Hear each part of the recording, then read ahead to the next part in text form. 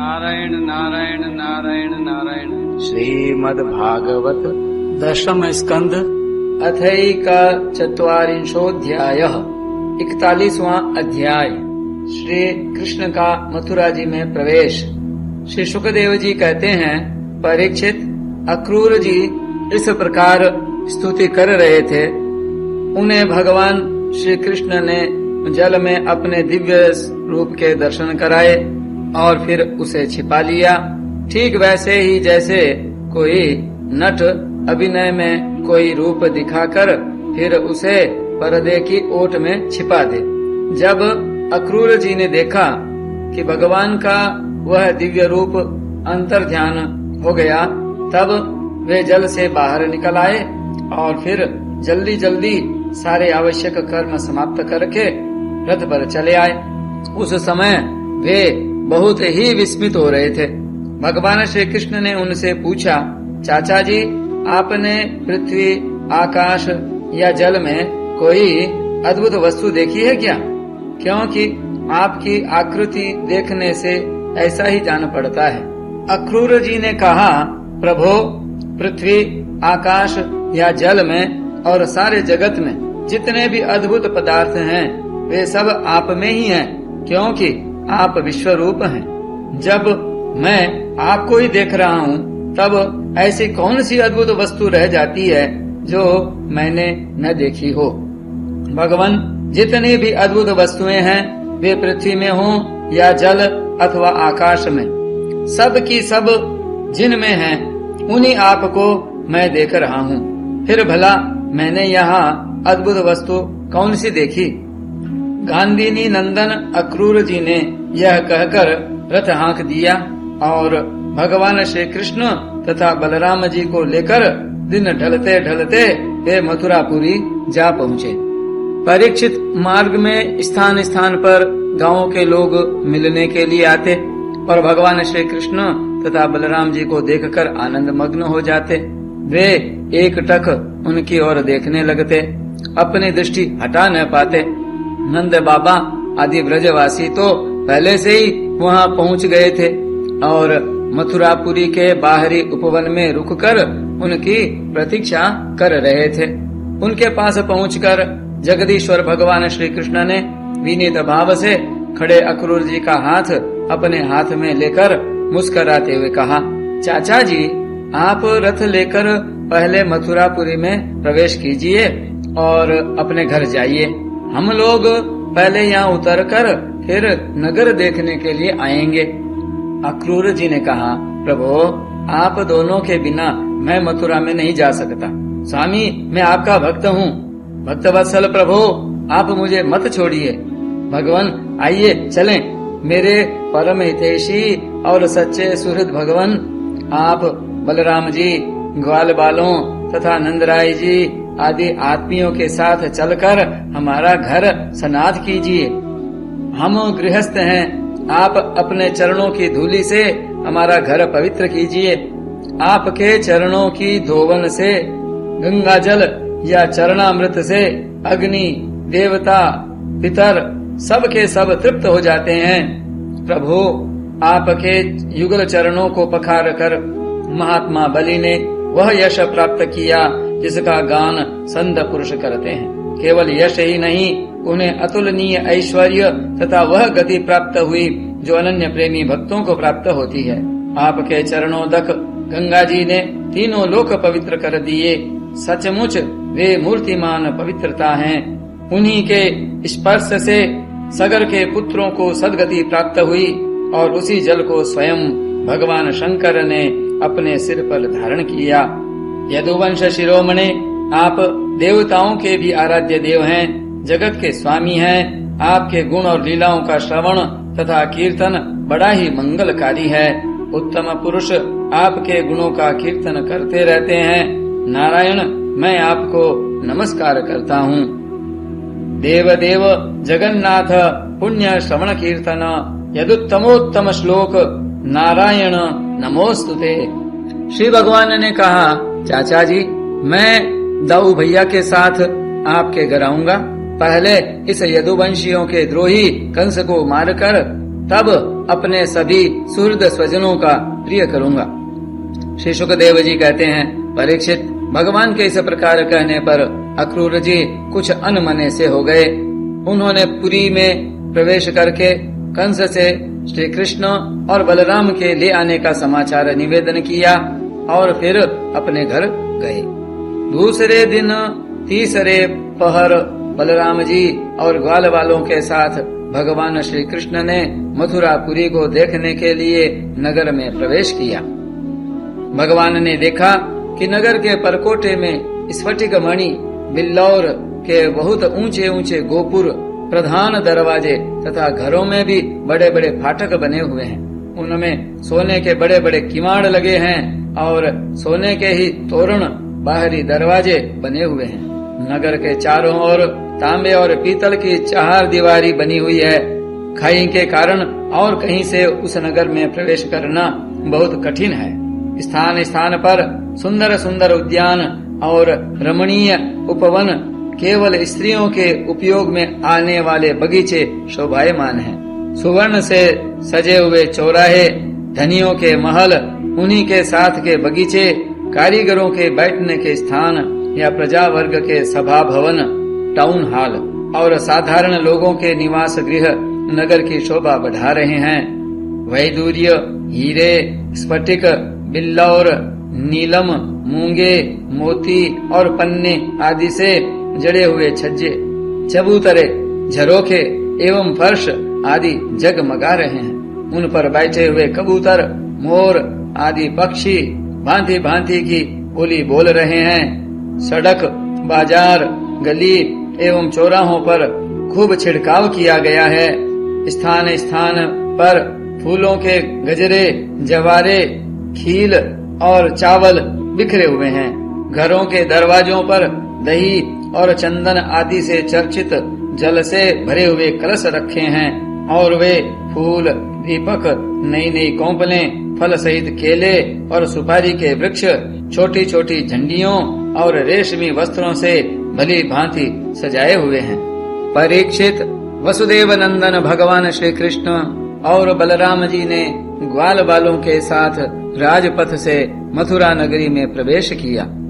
उस समय नगर की नारियां बड़ी उत्सुकता से उन्हें देखने के लिए झटपट अटारियों पर चढ़ गईं। किसी किसी ने जल्दी के कारण अपने वस्त्र और गहने उलटे पहन लिए। किसी ने भूल से कुंडल, कंगन आदि जोड़े से पहने जाने वाले आभूषणों में से एक ही पहना और चल पड़ी। कोई एक ही कान में पत्र नामक आभूषण धारण कर पाई थी, तो किसी ने एक ही पांव में पायजेब पहन रखा था। कोई एक ही आंख में अंजन आंज पाई थी और दूसरी में बिना आंजे ही चल पड़ी। कई रमणियां तो भोजन कर रही थी, वे हाथ का कौर फेंक कर चल पड़ी। सबका मन उत्साह और आनंद से भर रहा था। कोई कोई उबटन लगवा रही थी, वे बिना स्नान किए ही दौड़ पड़ी। जो सो रही थीं, वे कोलाहल सुनकर उठ खड़ी हुईं और उसी अवस्था में दौड़ चलीं।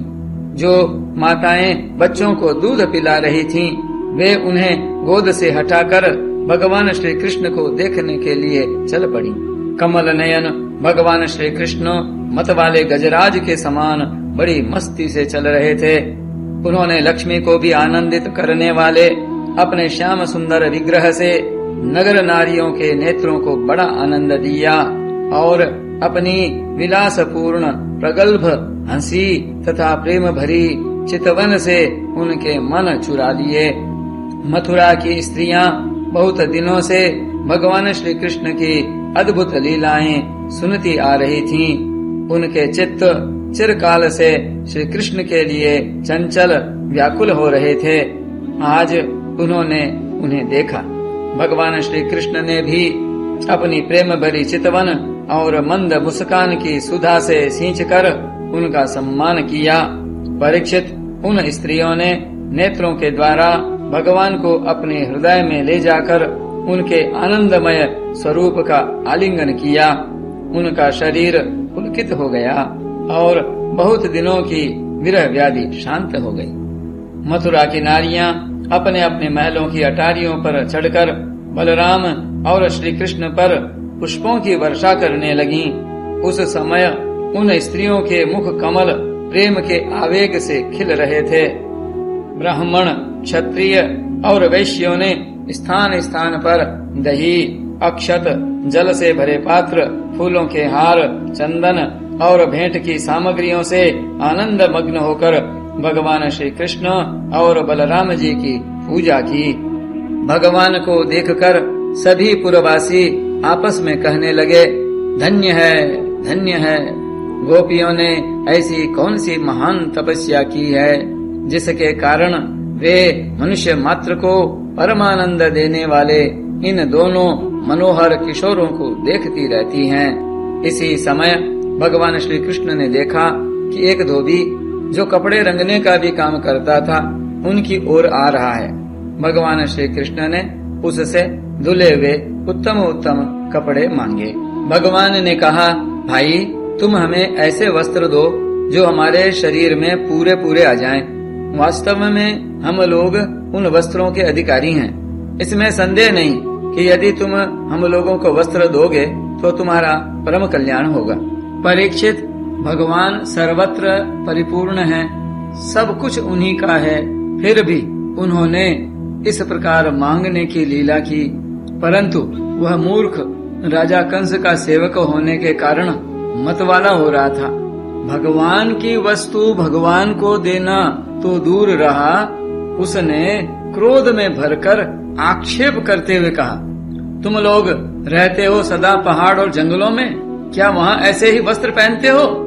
तुम लोग बहुत उद्दंड हो गए हो, तभी तो ऐसी बढ़ बढ़ कर बातें करते हो।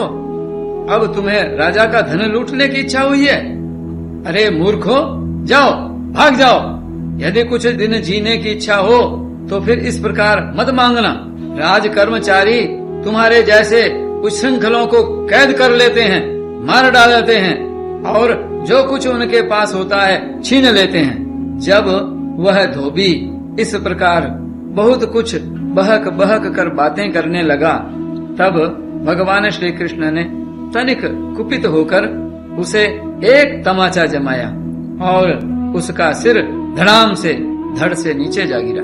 यह देखकर उस धोबी के अधीन काम करने वाले सब के सब कपड़ों के गट्ठर वहीं छोड़कर इधर उधर भाग गए। भगवान ने उन वस्त्रों को ले लिया। भगवान श्री कृष्ण और बलराम जी ने मनमाने वस्त्र पहन लिए तथा बचे हुए वस्त्रों में से बहुत से अपने साथी ग्वाल वालों को भी दिए। बहुत से कपड़े तो वहीं जमीन पर ही छोड़कर चल दिए। भगवान श्री कृष्ण और बलराम जब कुछ आगे बढ़े तब उन्हें एक दर्जी मिला। भगवान का अनुपम सौंदर्य देखकर उसे बड़ी प्रसन्नता हुई। उसने उन रंग बिरंगे सुंदर वस्त्रों को उनके शरीर पर ऐसे ढंग से सजा दिया कि वे सब ठीक ठीक फब गए। अनेक प्रकार के वस्त्रों से विभूषित होकर दोनों भाई और भी अधिक शोभायमान हुए। ऐसे जान पड़ते मानो उत्सव के समय श्वेत और श्याम गज शावक भली भांति सजा दिए गए हों। भगवान श्री कृष्ण उस दर्जी पर बहुत प्रसन्न हुए। उन्होंने उसे इस लोक में भरपूर धन संपत्ति, बल, ऐश्वर्य, अपनी स्मृति और दूर तक देखने सुनने आदि की इंद्रिय संबंधी शक्तियां दी और मृत्यु के बाद के लिए अपना सारूप्य मोक्ष भी दे दिया। इसके बाद भगवान श्री कृष्ण सुदामा माली के घर गए। दोनों भाइयों को देखते ही सुदामा उठ खड़ा हुआ और पृथ्वी पर सिर रखकर उन्हें प्रणाम किया। फिर उनको आसन पर बैठाकर उनके पांव पखारे, हाथ धुलाए और तदनंतर ग्वाल बालों के सहित सबकी फूलों के हार, पान, चंदन आदि सामग्रियों से विधि पूर्वक पूजा की। इसके पश्चात उसने प्रार्थना की, प्रभो आप दोनों के शुभागमन से हमारा जन्म सफल हो गया, हमारा कुल पवित्र हो गया। आज हम पितर, ऋषि और देवताओं के ऋण से मुक्त हो गए। वे हम पर परम संतुष्ट हैं। आप दोनों संपूर्ण जगत के परम कारण हैं। आप संसार के अभ्युदय, उन्नति और निश्रेयस मोक्ष के लिए भी इस पृथ्वी पर अपने ज्ञान, बल आदि अंशों के साथ अवतीर्ण हुए हैं। यद्यपि आप प्रेम करने वालों से ही प्रेम करते हैं, भजन करने वालों को ही भजते हैं, फिर भी आपकी दृष्टि में विषमता नहीं है, क्योंकि आप सारे जगत के परम सुहृद और आत्मा हैं। आप समस्त प्राणियों और पदार्थों में समरूप से स्थित हैं। मैं आपका दास हूँ। आप दोनों मुझे आज्ञा दीजिए कि मैं आप लोगों की क्या सेवा करूं। भगवान, जीव पर आपका यह बहुत बड़ा अनुग्रह है, पूर्ण कृपा प्रसाद है कि आप उसे आज्ञा देकर किसी कार्य में नियुक्त करते हैं। राजेंद्र, सुदामा माली ने इस प्रकार प्रार्थना करने के बाद भगवान का अभिप्राय जानकर बड़े प्रेम और आनंद से भरकर अत्यंत सुंदर सुंदर तथा सुगंधित पुष्पों से गूंथे हुए हार उन्हें पहनाए। जब ग्वाल बाल और बलराम जी के साथ भगवान श्री कृष्ण उन सुंदर सुंदर मालाओं से अलंकृत हो चुके, तब उन वरदायक प्रभु ने प्रसन्न होकर विनीत और शरणागत सुदामा को श्रेष्ठ वर दिए। सुदामा माली ने उनसे यही वर मांगा कि प्रभु, आप ही समस्त प्राणियों के आत्मा हैं। सर्वस्वरूप आपके चरणों में मेरी अविचल भक्ति हो।